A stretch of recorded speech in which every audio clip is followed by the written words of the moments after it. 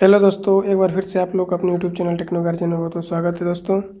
दोस्तों अगर आप मेरे चैनल पर नए हैं, ठीक है, तो चैनल को सब्सक्राइब कर लीजिए, ठीक है। और इसके बगल में देखिए यहाँ पे बेल आइकन है, इस बेल आइकन को दबा दीजिए। बेल आइकन को दबाने से फ़ायदा होगा कि मेरी जो भी आने वाली नई वीडियो है उसका नोटिफिकेशन आपको मिल जाएगा, खोजना नहीं पड़ेगा, ठीक है। दोस्तों अगर वीडियो देखने के बाद आपको अच्छा लगता है तो वीडियो को लाइक कीजिए, फ्रेंड सर्किल में शेयर कीजिए, ठीक है। और कमेंट करके बताइए कि मतलब आपको वीडियो कैसा लगा। और दोस्तों अगर आपको पर्सनली भी कुछ पूछना हो या फिर आपके चैनल बनाए हो आपने, उससे रिलेटेड कोई क्वेरी हो, या फिर इस वीडियो में आपको कुछ ना समझ में आया हो, या फिर किसी टॉपिक पर वीडियो बनाना चाहते हैं, तो उसके लिए भी आप यहाँ पे मुझे कमेंट कर सकते हैं, ठीक है। आपके कमेंट का मैं रिप्लाई जल्दी से जल्दी करूँगा, ठीक है दोस्त। पिछली वीडियो में हमने मास मोमेंट ऑफ इनर्शिया निकालना देखा था। वहाँ पे मैंने फर्स्ट मोमेंट ऑफ मास देखा था, सेकेंड मोमेंट ऑफ मास देखा था, ठीक। जहाँ पे मैंने देखा कि first moment of mass centroid के लिए यूज किया जाता है और सेकेंड मोमेंट ऑफ मास जो है मास मोमेंट ऑफ इनर्शिया कहलाता है। हमने इन जो भी है जितने भी फार्मूले हैं इनको डराइव किया था वहाँ पे, ठीक है। रॉड के लिए, फिर सर्कुलर रिंग के लिए, सर्कुलर डिस्क के लिए, रेक्टेंगुलर बार के लिए, फिर सॉलिड सिलेंडर, सॉलिड स्फीयर, हालो स्फीयर, इन सारे के लिए मैंने क्या किया था वहाँ पे आपको डराइव करवाया था फार्मूला, ठीक है। कैसे आया था, कंसेप्चुअल बताया था। इसके बाद दोस्तों आज का हमारा टॉपिक जो है वो है एरिया मोमेंट ऑफ इनर्शिया, ठीक है। अब ध्यान दीजिएगा, एरिया मोमेंट ऑफ इनर्शिया का फील्ड क्या है, मतलब ये कहाँ यूज होता है, ठीक। अगर कोई चीज़ पता चल जाए हमको कि यहाँ पे यूज होने वाला है तो उसको पढ़ने में भी इंटरेस्ट आता है, ठीक। तो सबसे बड़ी बात यह है कि area moment of inertia use कहाँ होगा ये जानना, ठीक है। तो ये स्ट्रेंथ ऑफ मटेरियल में यूज होता है, ठीक है। और इसको हम बोलते हैं second moment of area about centroidal axis. यानी कि एरिया का, अगर ये कोई एरिया है और यहाँ कोई एक्सिस है, ठीक है, इसके अबाउट में क्या कर रहा हूँ, मोमेंट ले रहा हूँ। मोमेंट लेने मतलब कि अगर एरिया ऐसे काम कर रहा है इस प्लेन के परपेंडिकुलरी, ठीक है, और इस एक्सिस और इस पॉइंट जहाँ पे एरिया काम कर रहा है इसके बीच की दूरी r है, तो फर्स्ट मोमेंट ऑफ एरिया क्या हो जाएगा, r into R cross A, ठीक है।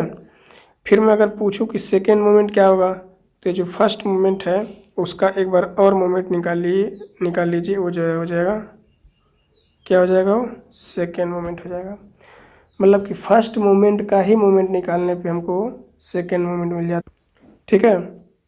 तो वही चीज़ यहाँ पे है कि एरिया मोमेंट ऑफ इनर्शिया क्या है, सेकेंड मोमेंट ऑफ एरिया, ठीक है, अबाउट इट सेंट्रोइडल एक्सिस। अब किसी भी क्रॉस सेक्शन का या फिर किसी भी एरिया का हमारा अगर पूछा जाए कि एरिया मोमेंट ऑफ इनर्शिया बताइए किस एक्सिस के अबाउट, तो हमको वहाँ पे दो तीन चीज़ें एकदम ध्यान में रखनी पड़ेंगी। पहला, उस एरिया का सेंट्रोइडल एक्सिस क्या है। दूसरा, उस एरिया का हॉरिजेंटल सेंट्रोइडल एक्सिस कहाँ है। और तीसरा, उस एरिया का वर्टिकल सेंट्रोइडल एक्सिस कहाँ है, ठीक है। और चौथा, उस एरिया का पोलर एक्सिस कहाँ है, ठीक।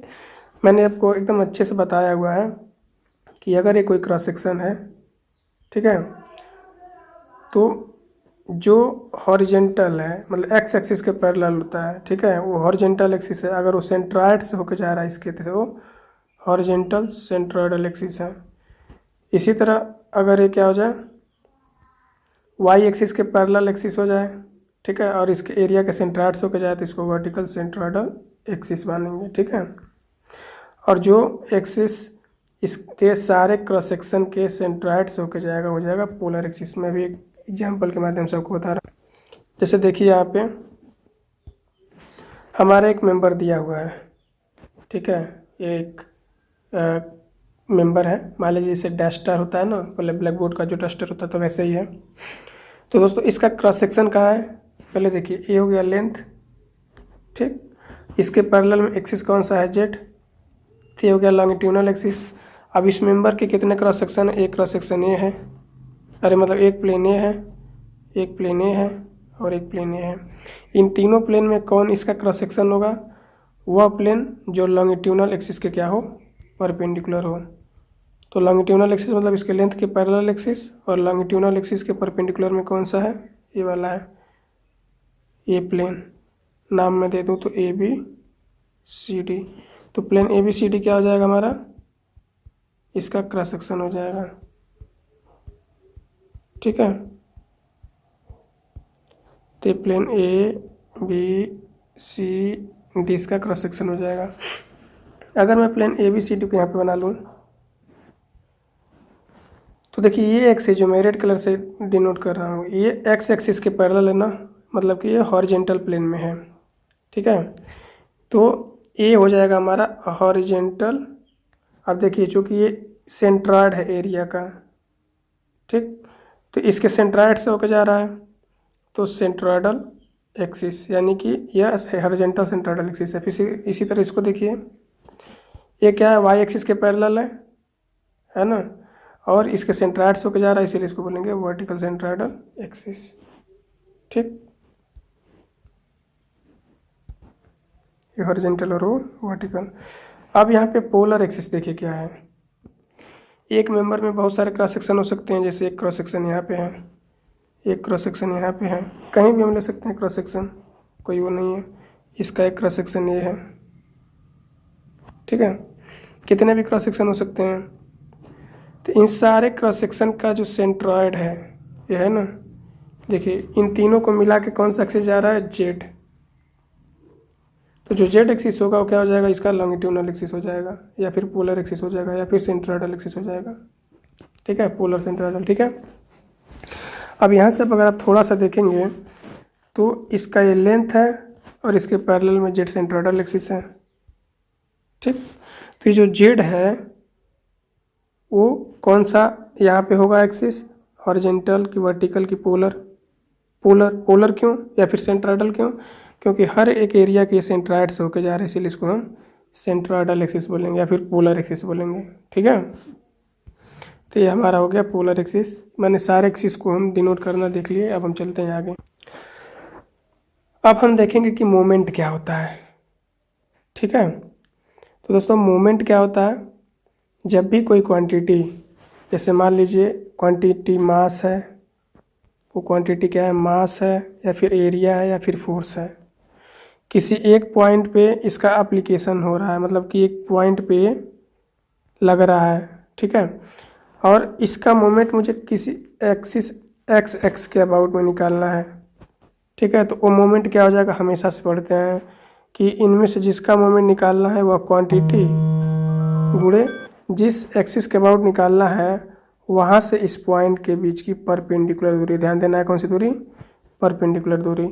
तो देखिए अगर यहाँ पे परपेंडिकुलर दूरी आर है, ठीक है, और मान लीजिए अगर हम इस फोर्स का मोमेंट निकालना है तो मोमेंट क्या हो जाएगा, आर क्रॉस एफ या फिर आर गुणे एफ, ठीक है। इसी तरह अगर मैं मोमेंट मास का निकालूं तो कितना हो जाएगा, आर क्रॉस मास यानी आर गुणे एम।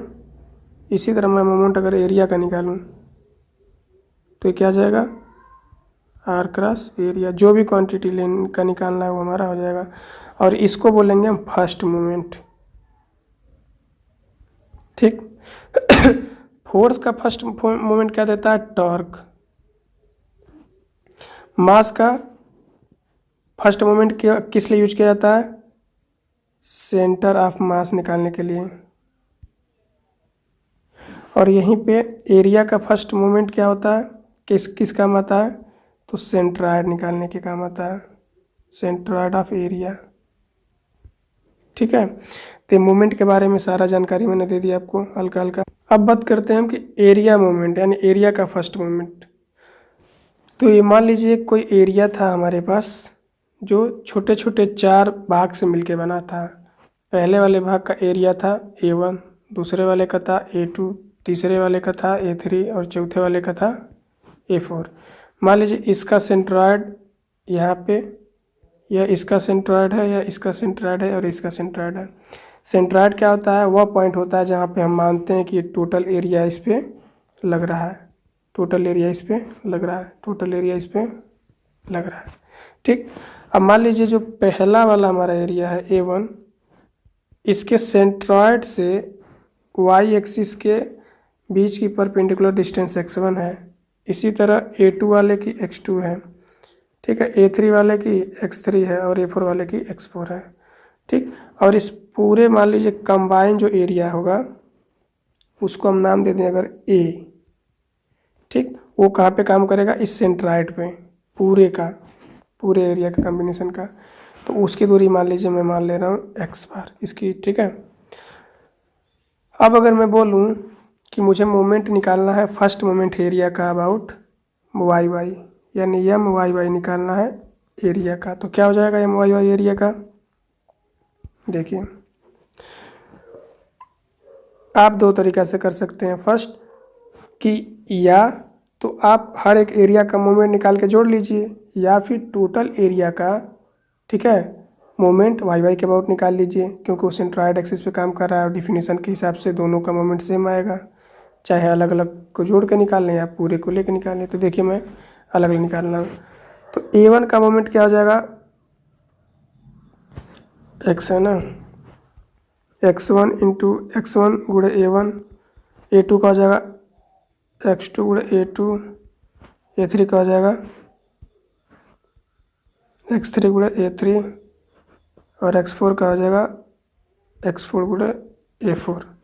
और यही किसके बराबर हो जाएगा, a गुणे एक्स बार के, ठीक। यहाँ से हम इक्वेट करके एक्स बार निकाल लेते थे, एम आई एक्स आई अपन, अरे sorry, A I X I upon.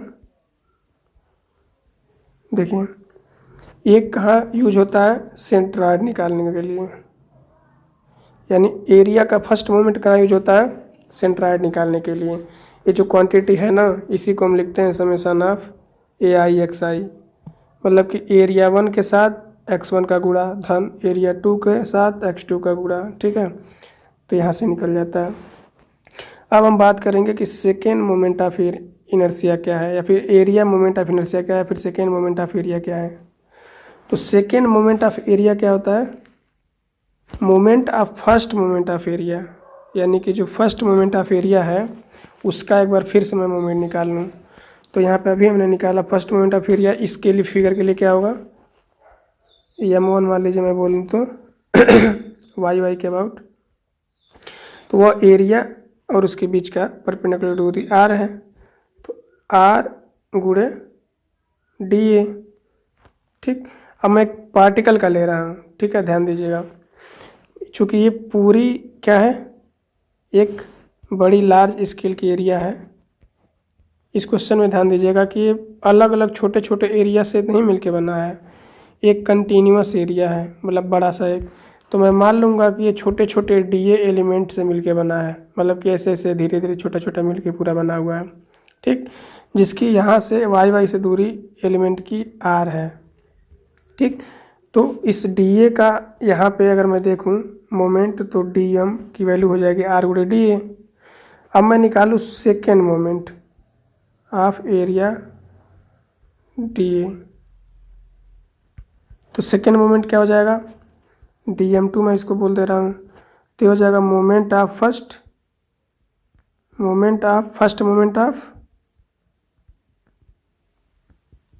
Moment of area, यानी कि मोमेंट के लिए R गुणे और फर्स्ट मोमेंट क्या है R गुणे डी ए, यानी कि हो जाएगा R स्क्वायर डी। अगर मैग्नीट्यूड वाइज हम चलें तो DM2 क्या आ जाएगा R स्क्वायर डी ए। अब मुझे टोटल मोमेंट निकालना है, तो हो जाएगा, इसको इंटीग्रेट कर देंगे R स्क्वायर डी ए, ठीक। क्योंकि एक का मिल गया हमें और ऐसे ऐसे डी ए करके पूरे हैं, तो सबको इंटीग्रेट कर देंगे, जोड़ देंगे, ठीक है। तो ये आ जाएगा हमारा m, और यही जो m2 की वैल्यू है सेकेंड मोमेंट ऑफ एरिया की, वही क्या हो जाता है moment of inertia, area moment of inertia, ठीक है, वाई वाई, और इसकी वैल्यू क्या आ जाएगी R square D a integration. तो फार्मूला कहाँ से आया आपने देख लिया, ठीक है। ये बेसिक डिफिनेशन है और फार्मूले का डेरिवेशन भी है, ठीक। अब मैं इस फार्मूले का यूज धड़ल्ले से डायरेक्ट करूँगा, ठीक। चलिए आगे देखते हैं।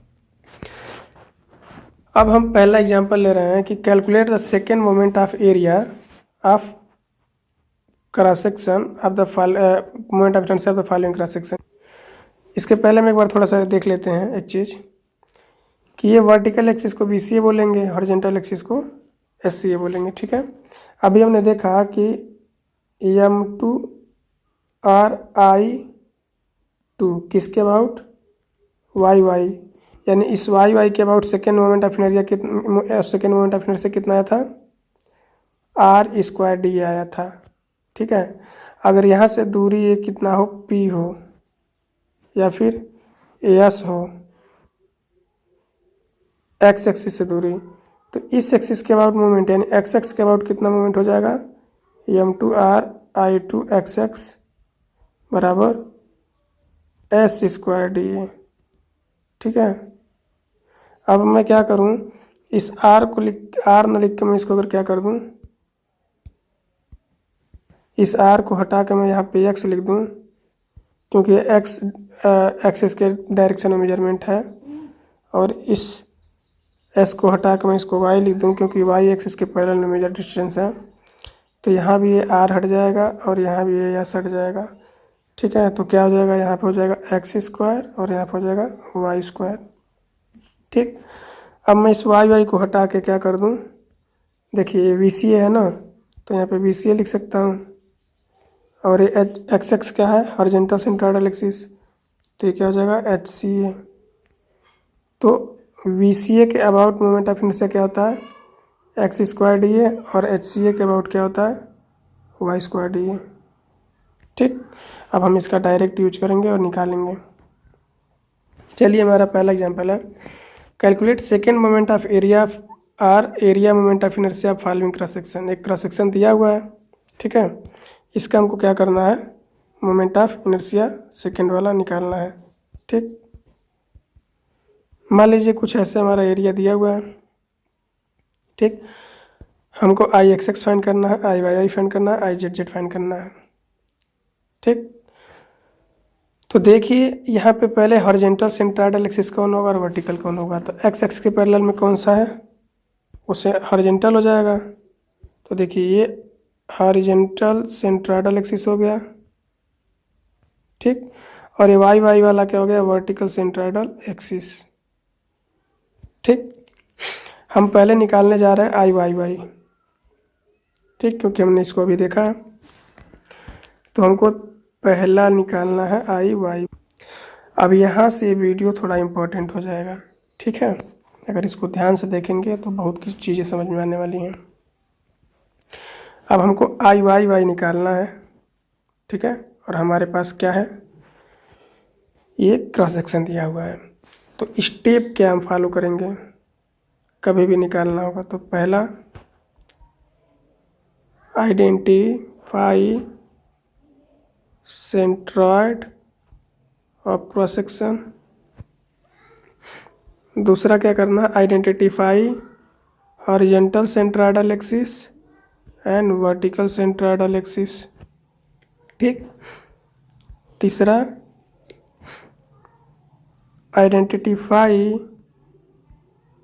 विच वन इज आस्क, कि आपसे कौन पूछा गया है, IXX पूछा गया है कि IYY पूछा गया है कि IZZ पूछा गया है। चौथा टेक एलिमेंट, और पांचवा right basic formula and integrate. ठीक है, इतने स्टेप आपको क्या करने हैं, फॉलो करना है। मैं भी प्रैक्टिकली बता रहा हूँ आपको आपके सामने। ठीक, तो चलिए देखते हैं। ठीक है, तीन स्टेप को फॉलो करके हमको इस क्वेश्चन को सॉल्व करना है। ठीक, तो चलिए देखते हैं। सबसे पहले हम सेंट्रॉइड इसका आइडेंटिफाई करते हैं। तो सेंट्रॉइड कहाँ है इस एरिया का, ये जो हॉरिजॉन्टल और वर्टिकल सेंट्रॉइडल एक्सिस जहाँ पे कट करेंगे वही इसका सेंट्रॉइड हो जाएगा। तो इसका सेंट्रॉइड ये रहा। ठीक है, देखिए जो मैं एरो से दिखा रहा हूँ। अब इसके बाद मुझे क्या करना है, दूसरा स्टेप हमको आइडेंटिफाई करना है हॉरिजॉन्टल और वर्टिकल सेंट्रॉइडल एक्सिस। तो हॉरिजॉन्टल सेंट्रॉइडल एक्सिस कौन होगा, जो एक्सिस X एक्सिस के पैरेलल होगा और इसके सेंट्रॉइड से होकर जाएगा। ठीक है, वर्टिकल सेंट्रॉइडल एक्सिस कौन होगा, जो एक्सिस इस क्रॉस सेक्शन के सेंट्राइड से होकर जाएगा और वाई एक्सिस के पैरेलल रहेगा, जैसे वाई वाई यहाँ पे है। ठीक है, तो पहला पॉइंट हो गया, दूसरा पॉइंट हो गया। अब हम देखते हैं कि थर्ड क्या करना है मुझे। अब आइडेंटिफाई करना है कि क्या पूछा है। तो पूछा हमारा आई एक्स एक्स पूछा है कि आई वाई का जेड जेड, तो आई वाई वाई पूछा है। तो जिसको पूछा है उस मतलब जो भी होगा हमारा एक्सेस, उसको हम हाईलाइट कर लेंगे। तो ये वाले इसके पूछा है, तुमको अब इस पर बस कंसंट्रेट करना है। ठीक, अब चौथा क्या है, चौथा पूछा है टेक एलिमेंट। अब एलिमेंट लेने में ध्यान लेना है कि हमको डिस्टेंस कहाँ से चाहिए। जिस एक्सिस के अबाउट में निकालना है हमको वाई वाई के, यानी वाई वाई के परपेंडिकुलर डिस्टेंस हमको कुछ ऐसे मिलेगा। ठीक, तो इसके लिए मुझे जो एलिमेंट लेना होगा वो ऐसे लेना होगा कि जो क्या हो, वाई एक्सिस के पैरेलल हो। ठीक है, तो हम कुछ ऐसा एलिमेंट लेंगे, चलिए देखते हैं। या फिर इसे समझिए, जिस एक्सिस के अबाउट हम मूवमेंट निकाल रहे हैं, ठीक है, तो जो एलिमेंट लेंगे उसके अपोजिट वाले एक्सिस में उसका वेरिएशन होना चाहिए। ठीक, तो यहाँ पे हम वाई वाई के अबाउट में क्या ले रहे हैं, मोमेंट, तो वेरिएशन हमारा क्या होना चाहिए, एक्स एक्सिस में होना चाहिए। तो एलिमेंट हम ऐसे लेंगे, देखिए एक्स दूरी पे एक डी एक्स का, एक्स दूरी पे मान लीजिए हम एक डी एक्स का, डी एक्स थिकनेस का एलिमेंट ले रहे हैं। ठीक है, एक्स दूरी पे डी एक्स का एलिमेंट ले रहे हैं। ठीक, अच्छा अब एक बात बताइए, अगर इस स्क्वायर की साइड ए है तो लेंथ भी ये होगा और विड्थ भी ये होगा। ठीक, तो इस एलिमेंट का भी विड्थ क्या होगा, ए ही होगा। ठीक, तो मैं अगर पूछूं कि इस एलिमेंट का एरिया क्या होगा, तो देखिए ए रेक्टेंगुलर एलिमेंट है ना, अगर मैं उस एलिमेंट को बाहर निकालूँ तो यहाँ पे कुछ ऐसे आएगा। ठीक,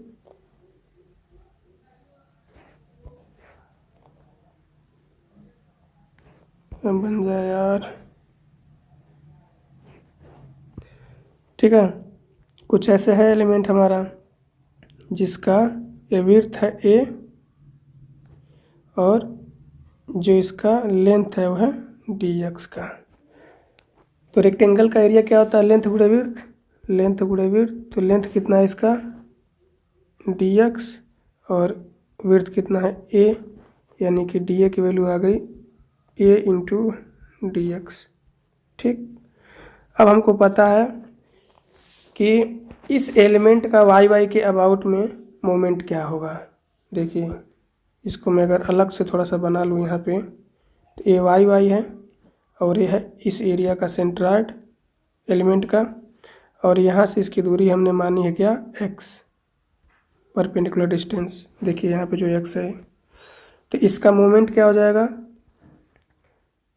फर्स्ट मोमेंट इसका हो जाएगा x into D A, perpendicular area into perpendicular distance. ठीक है, ये एरिया अगर यहाँ पे डी ए है तो एरिया इंटू परपेंडिकुलर डिस्टेंस। ठीक है, और फिर इसका एक बार और मोमेंट, तो ये हो जाएगा सेकेंड मोमेंट, यानी कि आई वाई वाई।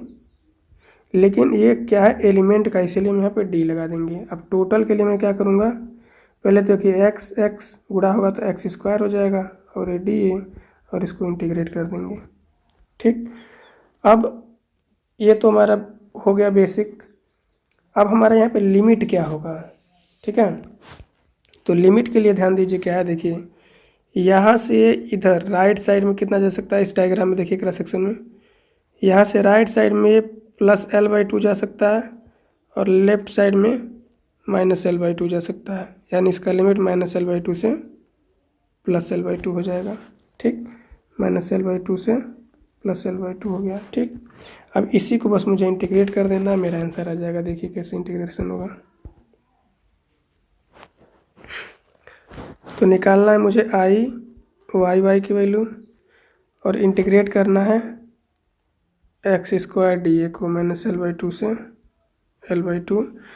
डी ए की वैल्यू मैं यहाँ पे रख दूँगा तो हो जाएगा A into D X, A constant है तो बाहर कर लूँगा, और बचा यहाँ पे एक्स स्क्वायर, एक्स स्क्वायर का इंटीग्रेशन हो जाएगा एक्स क्यूब अपॉन 3, और लिमिट माइनस L/2 से L/2। ठीक, 3 को बाहर कर लेंगे तो हो जाएगा A/3 और लिमिट रखेंगे तो ये L/2 रखेंगे तो L/2 का क्यूब माइनस L/2 रखेंगे तो माइनस L/2 का क्यूब, यानी ये A/3 और ये हो गया L³/2 का क्यूब 8, माइनस माइनस ये प्लस हो गया तो L³ प्लस यहाँ पर भी L³/8, तो हो जाएगा A/3 मल्टीप्लाई बाई, देखिए A³/8 और A³/8 2 है ना, तो मैं 2 से गुणा कर दूँगा, 2 L³/8 ये 4 बार में कट जाएगा और 4 3 का गुणा हो जाएगा 4 3 12। ठीक, और देखिए ये हो जाएगा A×L³। अब ध्यान से देखिए तो यहाँ पे L क्या है, L जो है यहाँ पे पूरा लेंथ है स्क्वायर का साइड और इसकी वैल्यू क्या है A है, तो मैं यहाँ पे रख दूँगा तो A×A³/12 यानी A/4/12, तो I क्या आ गया A/4/12। ठीक है, तो यहाँ से आप इसको आसानी से समझ सकते हैं। ठीक, यानी कि जो ये y एक्सिस है उसके अबाउट हमारा कितना आ जाएगा स्क्वायर के साइड पे पावर 4/12। तो हमने कैलकुलेट किया y कितना आ गया A/4/12। एक पार्ट हमने कंप्लीट कर लिया, अब दूसरा मुझे निकालना है I(x)(x), तो वही काम सेंट्राइड, तो इसका यही रेड वाला पॉइंट है, निकालना किसका है x के अबाउट। ठीक, फिर हम क्या करेंगे अच्छा x के अबाउट अगर हम निकाल रहे हैं तो वेरिएशन किस में होगा, या तो प्लस y में होगा या माइनस y में होगा एलिमेंट का। ठीक, तो हम जो एलिमेंट लेंगे वो किसके पैरेलल लेंगे x एक्सिस के, जिस एक्सिस के अबाउट हम निकालते हैं उसी के पैरेलल एलिमेंट लेते हैं। ठीक है, तो यहाँ पे हम क्या कर रहे हैं x एक्सिस के y का वेरिएशन है तो x एक्सिस के अबाउट में हम क्या कर लेंगे उसके पैरेलल में एक एलिमेंट ले लेंगे। यहाँ से इस एलिमेंट की डिस्टेंस है y और इस एलिमेंट का जो विड्थ है वो है dy और इसका जो लेंथ है वो सेम a के बराबर है जो उस स्क्वायर का लेंथ है। ठीक, तो यहाँ पे हमारा एरिया इस एलिमेंट का क्या हो जाएगा, एलिमेंट हमारा रेक्टेंगुलर है ऐसे। ठीक, इसका लेंथ हमारा a है और विड्थ है dy, तो एरिया हो जाएगा ADY रेक्टेंगल का। ठीक, A×dy। अच्छा, अब IXX क्या हो जाएगा, सीधे सीधे x², देखिए इस एलिमेंट का एरिया इंटू यहाँ से इस जिस भी पॉइंट के अबाउट निकालना है वहाँ से परपेंडिकुलर दूरी का स्क्वायर यानी y², यानी सेकेंड मोमेंट ऑफ एरिया या मास क्या हो जाएगा, वो मास या एरिया इंटू जिस भी पॉइंट के अबाउट निकालना है वहाँ से उसकी परपेंडिकुलर दूरी का स्क्वायर। ठीक है, तो हो गया IXX की वैल्यू। ठीक, अब हम यहाँ पे रखेंगे IXX बराबर, पहले देखिए y² करने दीजिए, डी ए की वैल्यू क्या है A×dy। देखिए यहाँ से मैंने डी ए की वैल्यू निकाल के रख दी। ठीक है, अब मैं क्या करूँगा लिमिट देखूँगा क्या है, चूँकि देखिए वेरिएशन कहाँ से क्या है इस रेड वाली लाइन से, यह एलिमेंट प्लस इधर में A/2 जा सकता है और नीचे y वाला में माइनस A/2 जा सकता है। जो सेंट्राइड है उसको हम ओरिजिन मान ले रहे हैं, अब सारी दूरी ओरिजिन से नापी जाएगी तो ऊपर प्लस नीचे माइनस, तो एलिमेंट या तो प्लस A/2 ऊपर जा सकता है या प्लस माइनस A/2 नीचे जा सकता है, तो माइनस A/2 से A/2 इसका हो जाएगा लिंक, और वो क्या हो जाएगा इसका लिमिट। अब इसी को हमको इंटीग्रेट कर देना है, एक कांस्टेंट है तो बाहर कर लेंगे और इसको इंटीग्रेट करेंगे, वो y² dy इंटीग्रेशन कितना आ जाएगा y³ इंटीग्रेशन, यानी सिंपली y पे अगर n रहता है तो इसका इंटीग्रेशन होता है yn+1/n+1, n की जगह 2 रखिए तो 2 + 1 y पे 3/2 + 1 3, यही आएगा। ठीक, अब हम रखेंगे क्या लिमिट तो लिमिट क्या हो जाएगा, -L/2 से +L/2, ठीक है।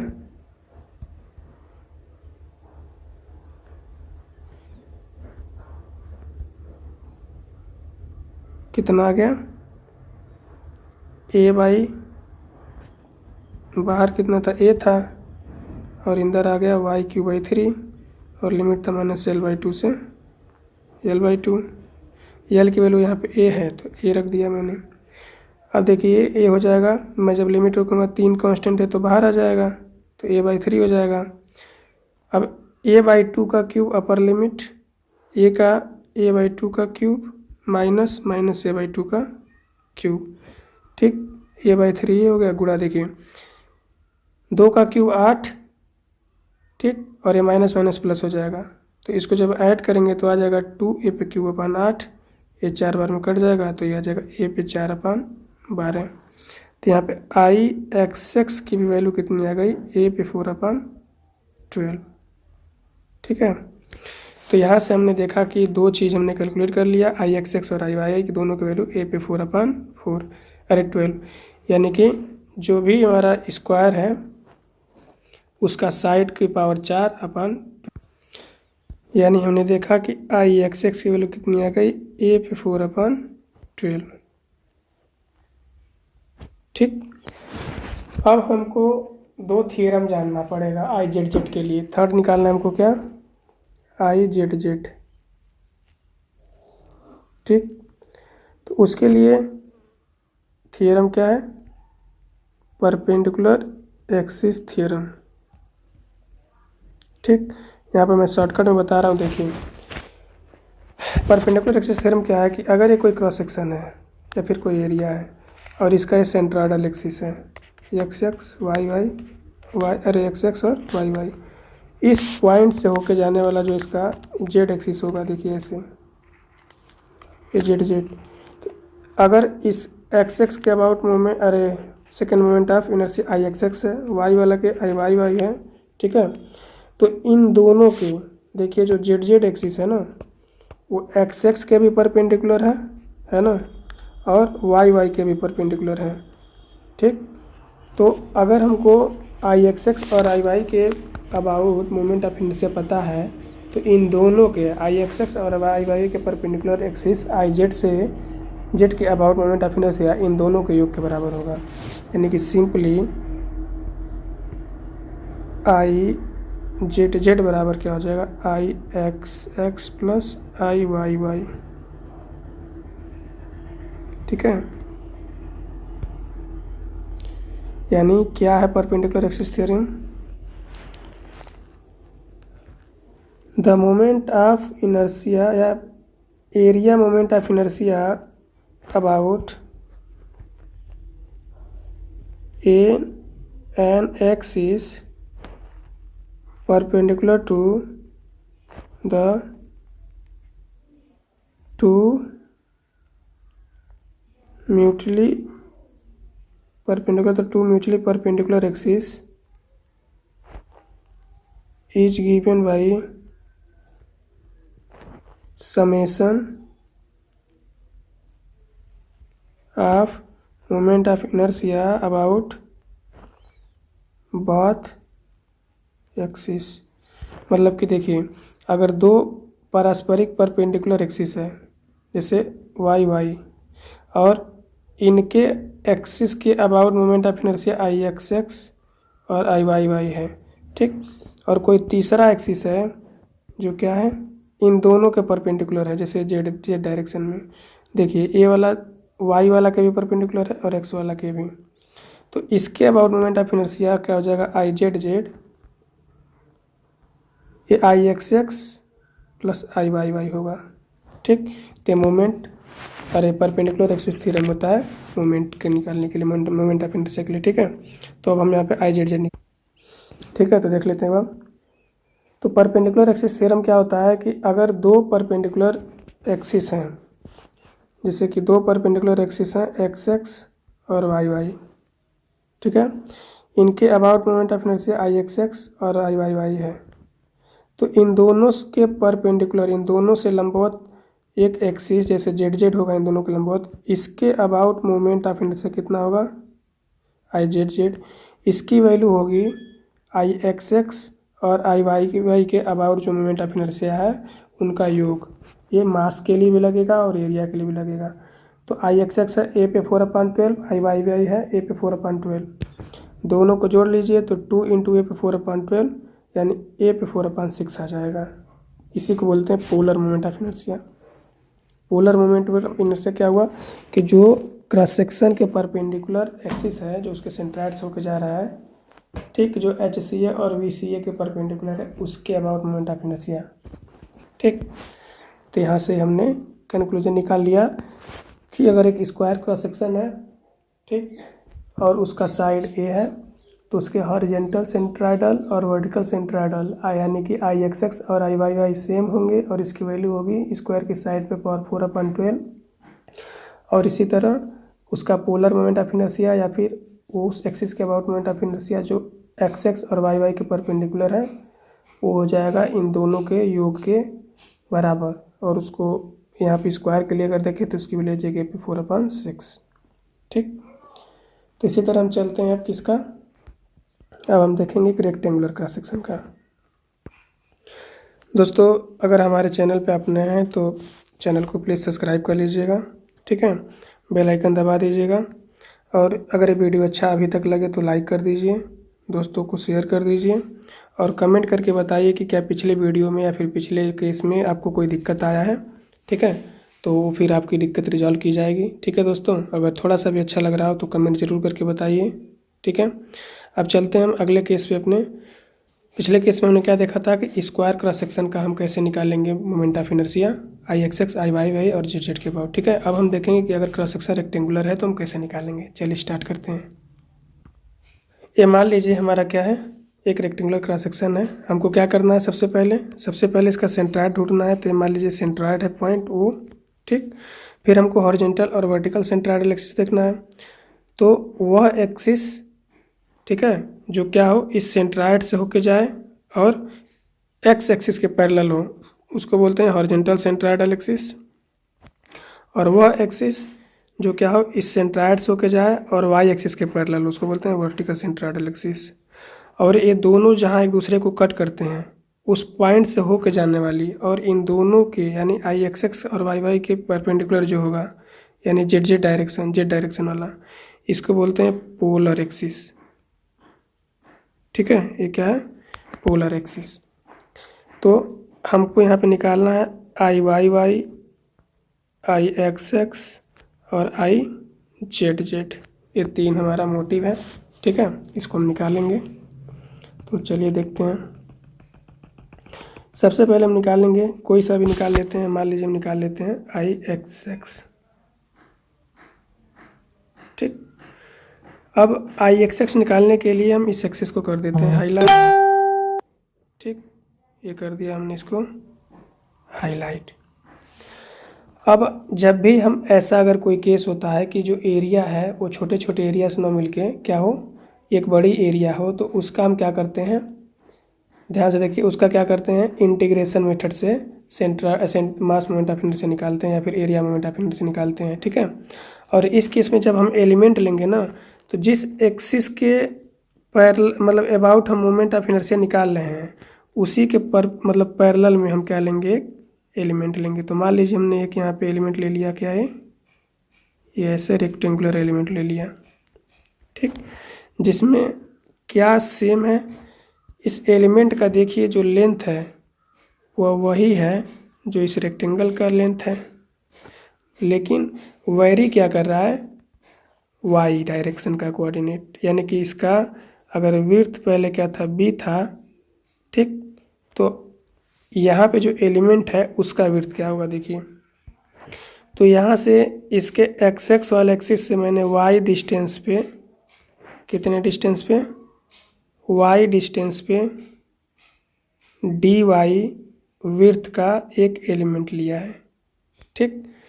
तो विड्थ कितना हो गया डी वाई और लेंथ कितना हो गया यल।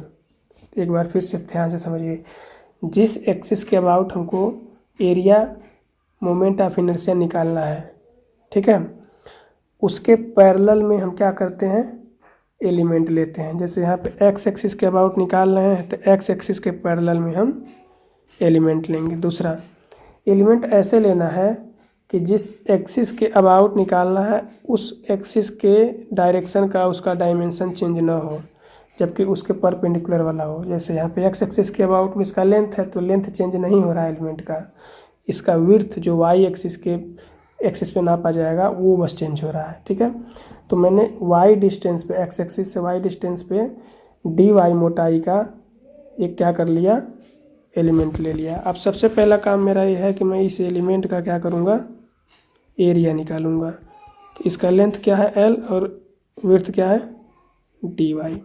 तो एरिया क्या हो जाएगा, इसका एरिया हो जाएगा लेंथ इंटू विड्थ रेक्टेंगल का। ठीक, अब देखिए अगर मैं इसको ऐसे कुछ समझूं, थोड़ा सा अलग से बना लूं, तो ये अपना एक्स एक्सिस है, ये अपना एक्स एक्सिस है। ठीक है, एक्स एक्स, और यहाँ इस एरिया का सेंट्राइड है। यहाँ से इसकी परपेंडिकुलर दूरी मैंने कितने दूरी पे इस एलिमेंट को लिया है, वाई दूरी पे। तो हमको पता है कि इस एलिमेंट का moment of inertia D I होगा। ठीक है, उसको निकाल के हम इंटीग्रेट करेंगे तो हमको वाई मिलेगा। तो डी आई कितना हो जाएगा, फर्स्ट मोमेंट ऑफ एरिया। तो फर्स्ट मोमेंट ऑफ इस एरिया, यानी अगर एरिया डी ए है तो इसका फर्स्ट मोमेंट क्या होगा, इसका फर्स्ट मोमेंट हो जाएगा यह एरिया इंटू यहाँ से जिस पॉइंट के अबाउट, यानी एक्स एक्स वाला ये जो पॉइंट है, इस एक्स एक्स की परपेंडिकुलर डिस्टेंस उस पॉइंट से जहाँ पे एरिया काम कर रहा है, वाई इंटू डी ए। ये हो गया फर्स्ट मोमेंट। इसका फिर से हमको मोमेंट निकालना है सेकेंड मोमेंट के लिए, यानी वाई से फिर मल्टीप्लाई, यानी वाई स्क्वायर डी ए। अगर आप डायरेक्ट भी करना चाहें तो ध्यान से समझिएगा। इसी को मैं ऐसे भी लिख सकते हैं कि डी आई बराबर second moment of area. Second moment of area क्या होता है, वह एरिया गुणे जिस पॉइंट पे एरिया काम कर रहा है। जैसे ये पॉइंट देखिए मैंने वो नाम दे दिया ओ, वहाँ से जिस एक्सिस के अबाउट हम निकाल रहे हैं उस पर एक परपेंडिकुलर डालिए, उस परपेंडिकुलर का लेंथ जो होगा, यानी कि इस पॉइंट से इस एक्स एक्स के बीच की परपेंडिकुलर दूरी जो यहाँ पे वाई है, इसका स्क्वायर। यानी कि फर्स्ट मोमेंट अगर निकालेंगे फर्स्ट में तो वाई इंटू डी ए होगा, और सेकेंड मोमेंट निकालें तो वाई स्क्वायर डी ए होगा। ये चीज़ बहुतों के समझ में नहीं आता है, लेकिन बहुत बेसिक है। ठीक है, आपको बहुत कम ही जगह मिलेगा। मैंने बहुत मेहनत से इसको खोजा है, फिर आपको मैं डिलीवर कर रहा हूँ। ठीक है, अब हमको क्या करना है, इसका लिमिट फाइंड करना है। तो लिमिट क्या हो जाएगा, मतलब कि ये एरिया कहाँ से कहाँ वेरी कर रहा है। ठीक है, तो वाई डायरेक्शन में वेरी कर रहा है। अब इसका सेंट्राइड अगर वो है तो सारी दूरी सेंट्राइड से नापी जाएगी। तो यह एरिया या तो कहाँ जा सकता है, यह एरिया या तो ये प्लस b/2 जा सकता है, या फिर यहाँ नीचे तक -b/2 जा सकता है। रेक्टेंगल के अंदर ही रहेगा ना, मतलब कि या तो ये एलिमेंट यहाँ तक आ जाए या फिर एलिमेंट एकदम ये ऊपर यहाँ तक आ जाए, यानी इसकी वेरिएशन -b/2 से +b/2 होगा। ठीक है, तो इंटीग्रेशन जो यहाँ पे होगा, अभी ये तो डी आई था, तो आई क्या हो जाएगा, इंटीग्रेशन डी आई, और ये कितना आ जाएगा, लिमिट -b/2 से b/2। अब वाई स्क्वायर डी ए की वैल्यू रख देंगे, तो आई बराबर -b/2 से b/2। वाई देखिए डी ए की वैल्यू यहाँ से एल इंटू डी वाई, तो ये कितना हो जाएगा, एल इंटू डी वाई, और वाई स्क्वायर तो था ही, या फिर थोड़ा सा और सिस्टमेटिक ढंग से लिखते हैं, वाई स्क्वायर तो पहले से था, वाई स्क्वायर तो पहले से था। एरिया का वैल्यू मैंने रखा तो क्या आ गया, L into D Y. L constant है तो उसको मैं कर लूँगा बाहर। ठीक है, तो इंटीग्रेशन हो जाएगा -b/2 से b/2 और Y square D Y. Y square का भी पिछले बार में हमने इंटीग्रेशन किया, एक पावर बढ़ा दो और जितना बढ़ा हुआ पावर है उससे डिवाइड कर दो, तो यल यहाँ पे रख दीजिए और इस जगह वाई स्क्वायर का इंटीग्रेशन वाई पे क्यू अपन 3 और limit minus L by two से अरे माइनस बी बाई टू से बी बाई टू। 3 को बाहर कर लेते हैं तो आई की वैल्यू हो जाएगी एल बाई 3। अब देखिए लिमिट रखेंगे, वाई क्यूब है तो वाई क्यूब की जगह पे मैं क्या रखूँगा, वाई की जगह पे मैं रखूँगा एक बार B by two upper limit और एक बार माइनस बी बाई टू, ये हो जाएगा लोअर लिमिट। तो रखिए अपर लिमिट रखेंगे तो बी बाई टू का क्यूब माइनस, और ध्यान दीजिए ये तो माइनस अपर माइनस लोअर के लिए है, ये माइनस लिमिट वाला है 2 का क्यूब। अब देखिए ये सॉल्व कीजिए इसको तो ये आ जाएगा माइनस माइनस प्लस और बी पे क्यूब अपन 8 बी पे क्यूब अपन 8 यानी 2 बी पे क्यूब पे अपन 8 एल बाई 3 गुणे 2 बी पे क्यूब अपन 8 काट दीजिए तो आ जाएगा एल इंटू बी क्यूब अपन 8 4 3 12। देखिए 4 बार में कट जाएगा ना, यानी कि सीधा सीधा ये कितना आ गया, आई एक्स एक्स की वैल्यू आ गई एल इंटू बी क्यूब अपन 12। ध्यान दीजिएगा एकदम, ये है आई एक्स एक्स की वैल्यू। ठीक, इसी तरह आप वाई वाई की वैल्यू कैलकुलेट कर सकते हैं और उसकी वैल्यू कितनी आ जाएगी निकाल ही लेते हैं। ठीक, नहीं तो कुछ लोग कहेंगे कि बस ऐसे कॉपी पेस्ट हो गया। अब हमको आई वाई वाई निकालना है। ठीक, तो जो हमारा एलिमेंट होगा वो किसके पैरेलल लेंगे, वाई एक्सिस के, यानी एलिमेंट कुछ ऐसा लेंगे जिसका कौन सा कोऑर्डिनेट वेरी कर रहा है, एक्स वाला। तो हम वाई एक्सिस से एक्स दूरी पे एक डी एक्स लेंथ का वो लेंगे एलिमेंट। हमको पता है कि इस रेक्टेंगल का लेंथ एल है और विड्थ है बी, तो इस एलिमेंट का एरिया कितना हो जाएगा, इसका एरिया हो जाएगा, देखिए ये है ऐसे करके एलिमेंट। ठीक, ये डी एक्स है और ये बी है तो बी इंटू डी एक्स। ठीक है, अब हमको डायरेक्ट लिख रहे हैं कि यहाँ से आई की वैल्यू मुझे निकालनी है, तो यहाँ से परपेंडिकुलर डिस्टेंस देखिए वाई वाई के अबाउट निकालना है ना, तो परपेंडिकुलर डिस्टेंस हमने एक्स माना है कि एक्स दूरी पे ले रहे हैं।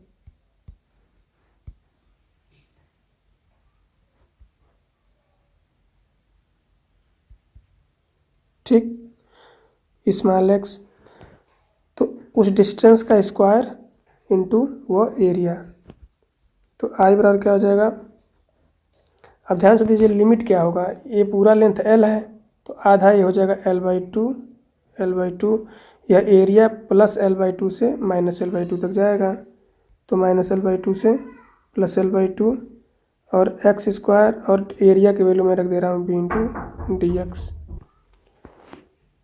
ठीक है, तो यहाँ से ये एरिया और उसके परपेंडिकुलर दूरी निकाल के हमने देखा तो ये इतना आया एक्सप्रेशन। ठीक, अब इसको मुझे क्या करना है, इंटीग्रेट करना है। अब अगर देखिए तो ये बी कांस्टेंट हमारा, तो मैं बी को कर लूँगा बाहर, तो आई बराबर जाएगा B into integration minus L by two से L by two X square D X. अब देखिए एक्स स्क्वायर का इंटीग्रेशन कितना हो जाएगा, एक्स पे 2 + 1 अपान 2 + 1 यानी एक्स क्यूब अपान 3। ठीक है, मिटा देते हैं इसको, तो यहाँ से सीधे सीधे मैं लिख दूंगा कि आई इक्वल टू बी और एक्स पे क्यूब अपान 3। ठीक है, और इसको ऐसे कर दीजिए limit minus L by two से एल बाई टू, लिमिट रखते हैं तो आई बराबर बी, ए 3 कांस्टेंट है तो मैं बाहर ला दूंगा तो बी बाई 3।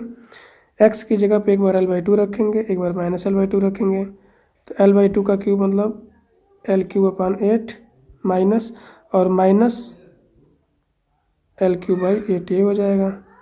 ठीक, माइनस माइनस प्लस हो गया और ये 2 टाइम्स हो जाएगा, तो बी बाई 3 गुणे 2 गुणे एल क्यूब अपान 8 काटेंगे तो आ जाएगा बी एल क्यूब अपान 8, यानी सीधे सीधे हमारा आई वाई वाई कितना आ गया, बी एल क्यूब अपान 8।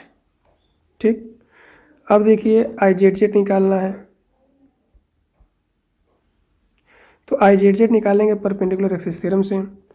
परपेंडिकुलर एक्सिस थ्योरम क्या कहता है कि अगर एक दूसरे के लंबवत म्यूचुअली परपेंडिकुलर 2 एक्सिस हैं, जैसे एक्स एक्स और वाई वाई, ठीक, और आपको आई एक्स एक्स पता है मतलब एक्स एक्सिस के अबाउट मोमेंट ऑफ इनर्शिया पता है और वाई के अबाउट भी पता है, ठीक।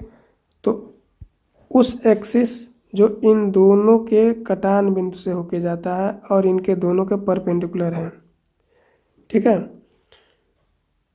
जैसे ये देखिए जो लाइन जेड जेड है, आपको पता है कि जेड एक्सिस एक्स एक्स और वाई वाई दोनों के परपेंडिकुलर होता है। देखिए यहाँ से एक्स एक्सिस के परपेंडिकुलर और यहाँ से वाई एक्सिस के परपेंडिकुलर, है ना। तो अगर हमको आई एक्स एक्स पता है, आई वाई वाई पता है, तो इन दोनों के परपेंडिकुलर एक्सिस आई जेड जेड के अबाउट मोमेंट ऑफ इनर्शिया कितना हो जाएगा, इन दोनों के सम के, यानी आई एक्स एक्स प्लस आई वाई वाई। और हमको पता है आई एक्स एक्स क्या है, एल बी क्यू अपॉन 12, और आई वाई वाई क्या है, बी एल क्यू अपॉन 12। इन दोनों को जोड़ेंगे तो क्या आ जाएगा, आई जेड जेड बराबर, एक देखिए 12 कॉमन कर लीजिए और ऊपर अगर देखिएगा तो क्या हो जाएगा, L B cube plus B L cube. अगर मैं बी एल कॉमन कर लूँ दोनों में से तो आ जाएगा नीचे 12 और ये हो जाएगा B square plus L square. तो ये आ गई वैल्यू आई जेड जेड की, ठीक। ये हो गया आंसर। यानी कि मैं इसको थोड़ा सा अच्छे से लिख दूँ तो आई जेड जेड की वैल्यू कितनी आ गई, बी एल, ठीक है, B square plus square point 12। अच्छा शॉर्टकट देखिए, जल्दी ट्रिक देखिए क्या है कि जब भी रेक्टेंगुलर क्रॉस सेक्शन है, ठीक है, और जिसके अबाउट मुझे क्या करना है, मोमेंट ऑफ इनर्शिया निकालना है, जैसे आई एक्स एक्स निकालना है, ठीक। मुझे यहाँ पे देखिए मैं ब्लू कलर से इसको दिखा रहा हूँ इस ट्रिक को, आई एक्स एक्स मुझे निकालना है, ठीक। तो यहाँ पे हमारा एक्स एक्सिस से है, इस डायग्राम बड़े वाले फिगर में देखिए एक्स एक्सिस से है, ठीक। तो एक्स एक्सिस इस रेक्टेंगल के जिस साइड को चीर रहा है, जैसे बी को काट रहा है ना, हाफ कर रहा है, तो उसका क्यूब लिख दीजिए। जिस साइड का को कट कर रहा है उसका क्यूब लिख दीजिए और दूसरा साइड वैसे लिख के नीचे 12 कर दीजिए, तो ये आ जाएगा आई एक्स एक्स, ठीक। इसी तरह अगर आपको वाई वाई शॉर्टकट से निकालना है तो आई वाई वाई किस रेखा को, मतलब रेक्टेंगल के दो साइड है लेंथ और विड्थ, एल और बी, तो ये बी को कट कर रहा है कि एल को, तो देखिए एल को हाफ कर रहा है, तो एल का क्यूब कर दीजिए और जो दूसरा साइड बच रहा है उसको ऐसे लिख दीजिए नीचे 12, तो क्या आई जेड जेड, अरे वाई वाई, और आई जेड जेड दोनों का जोड़ दीजिए दोनों को, तो आई जेड जेड हो जाएगा। तो इस तरह रेक्टेंगुलर क्रॉस सेक्शन का भी हमने निकाल लिया, ठीक है। तो दोस्तों आज के लिए इतना ही रखते हैं, फिर बाकी का देखेंगे हम अगले वीडियो में, ठीक है। दोस्तों अगर आप हमारे चैनल पर नए हैं, ठीक है, तो चैनल को ज़रूर सब्सक्राइब कर लीजिएगा, ठीक। और इतना मैं आपको कॉन्फिडेंस दे रहा हूँ कि अगर आप हमारे चैनल से जुड़े हैं तो आपको डेफिनेटली फ़ायदा होने वाला है, क्योंकि यहाँ पे आपका बेस मजबूत किया जाएगा। अगर आपका बेस मजबूत है, सारे क्वेश्चन आप खुद कर लोगे, तो क्वेश्चन सॉल्व करना बहुत एक स्मार्ट खानपंती नहीं होती, वो कैसे सॉल्व करना अगर आप खुद से कर रहे हो वो स्मार्ट वर्क होता है। एक क्वेश्चन मैंने सॉल्व किया, उसी टाइप का दूसरा सॉल्व कर लूँगा, तो ये कोई ज़रूरी थोड़ी है कि वही एग्ज़ाम में आएगा। एग्ज़ाम में आपका कुछ भी आ सकता है, तो आपका बेसिक क्लियर रहना चाहिए। अगर आपका बेसिक क्लियर है तभी आप एग्ज़ाम क्रैक कर पाओगे, और बेसिक के लिए सब सारी की सारी चीज़ें ज़रूरी है, जिनको मैंने प्रीवियस 10 वीडियो में भी डाला हुआ है, ठीक है। जैसे स्ट्रेंथ ऑफ मटेरियल का बेसिक हो गया, लोड का क्लासिफिकेशन हो गया, क्रॉस सेक्शन का, क्रॉस सेक्शन किसे कहते हैं, प्लेन किसे कहते हैं, प्लेन कितने प्रकार के होते हैं, प्लेन, ठीक है, जैसे कि वर्टिकल, प्रोफाइल और हॉरिजॉन्टल प्लेन। फिर प्रोजेक्शन, ऑर्थोग्राफिक प्रोजेक्शन पे 2 वीडियो बनाए मैंने। फिर उसके बाद से मैंने मास moment of inertia, area moment of inertia, centroid और सेंटर ऑफ मास जैसे टॉपिक पे वीडियो बनाए, ठीक है। अब बहुत लोग कंफ्यूज रहते हैं कि सेंटर ऑफ मास क्या है, सेंटर ऑफ ग्रेविटी क्या है, जबकि अगर देखा जाए तो दोनों अलग अलग चीज़ है, ठीक। लेकिन चूंकि अगर कहीं पर किसी लोकेशन पे ग्रेविटेशनल फील्ड सेम है, जी की वैल्यू सेम है, तो दोनों समान हो जाते हैं। लेकिन अगर जी की वैल्यू हर पॉइंट पे अलग अलग है तो सेंटर ऑफ मास और सेंटर ऑफ ग्रेविटी अलग अलग होगा। इसी तरह ये दोनों 3D के लिए यूज किए जाते थे। और सेंटर ऑफ एरिया हमने देखा, जिसको सेंट्रॉयड बोलते हैं, वो कैसे निकलता है। फिर हमने फर्स्ट मोमेंट ऑफ मास देखा, फर्स्ट मोमेंट ऑफ एरिया देखा। फर्स्ट मोमेंट ऑफ मास जो है वो सेंट्रॉयड देता था, फर्स्ट मोमेंट ऑफ एरिया क्या देता था, सेंट्रॉयड देता था। इसी तरह हमने देखा कि सेकेंड मोमेंट ऑफ मास क्या देता है, second moment of mass moment of inertia देता है, सेकेंड मोमेंट ऑफ इनर्शिया क्या देता है, एरिया मोमेंट ऑफ इनर्शिया देता है, ठीक। तो मास मोमेंट ऑफ इनर्शिया हमने पिछले वीडियो में पढ़ा, और एरिया मोमेंट ऑफ इनर्शिया का बेसिक एकदम मैंने कहाँ से फार्मूला डराइव हुआ, कहाँ से यूज हुआ, मैंने इसमें आपको बताया है। ठीक है, हमने दो केस अभी पढ़े, स्क्वायर का और फिर पढ़ा रेक्टेंगल का। स्क्वायर का साइड अगर ये है तो आई एक्स एक्स और आई वाई वाई के अबाउट उस साइड का 4/12 होगा। ठीक है, और जेड एक्सिस के अबाउट क्या हो जाएगा, उस साइड पे 4/6। इसी तरह इससे हमने पैरेलल और परपेंडिकुलर एक्सिस थ्योरम देखा। अगर दो एक्सिस आई एक्स एक्स है और आई वाई वाई है, ठीक है, मतलब कि टू म्यूचुअली परपेंडिकुलर एक्सिस हैं, एक्स एक्सिस और वाई एक्सिस, तो इनके परपेंडिकुलर होके जाने वाले जेड एक्सिस के अबाउट मोमेंट ऑफ इनर्शिया क्या होगा, जब आई एक्स एक्स और आई वाई वाई पता है तो सिंपली इन दोनों को जोड़ देंगे। ठीक, इसके बाद हमने एक रेक्टेंगल का निकाला। ठीक, अब अगले आने वाले क्लास में हम परपेंडिकुलर और पैरेलल एक्सिस थ्योरम के मतलब बारे में बढ़िया से जानेंगे, और उसके बाद से हम क्या करेंगे, एक ट्रिंगल का निकाल लेंगे, सर्किल का निकाल लेंगे। ठीक है, क्या निकालेंगे, एरिया मोमेंट ऑफ इनर्शिया, और उसके बाद से हम कंपोजिट फिगर का निकाल लेंगे। और इसको निकालने के बाद हम फिर देखेंगे आगे आने वाले क्लास में कि इन सब का यूज कहाँ पे है। ठीक है, तो ठीक है दोस्तों, आप चैनल को सब्सक्राइब कर लीजिएगा। ठीक, और इसके बगल में बेल आइकन है, उसको ज़रूर दबा दीजिएगा, क्योंकि इसको दबाएंगे तभी आपको मेरा नोटिफिकेशन मिलेगा वीडियो का। यहाँ पे लाइक बटन, अगर वीडियो थोड़ा भी अच्छा लगा हो तो दोस्तों लाइक ज़रूर कर लीजिएगा। ठीक, फिर दोस्तों यहाँ पे अगर आपके दोस्त सर्किल, फ्रेंड सर्किल है, तो वहाँ पर इस वीडियो को शेयर कर सकते हैं ज़्यादा से ज़्यादा, और कमेंट करके ज़रूर बताइए कि अगर वीडियो में आपको कुछ दिक्कत आ रहा, परेशानी आ रहा हो, या फिर मतलब कुछ और एक्स्ट्रा चाहते हो आप, या किसी टॉपिक पे और वीडियो बनाना चाहते हैं, आपका कोई टॉपिक जो है आपको कंफ्यूज कर रहा है। ठीक है, तो उसके लिए मैं हमेशा आपके लिए खड़ा हूँ दोस्तों। ठीक है दोस्तों, तो आज के लिए बस इतना ही। थैंक यू दोस्तों।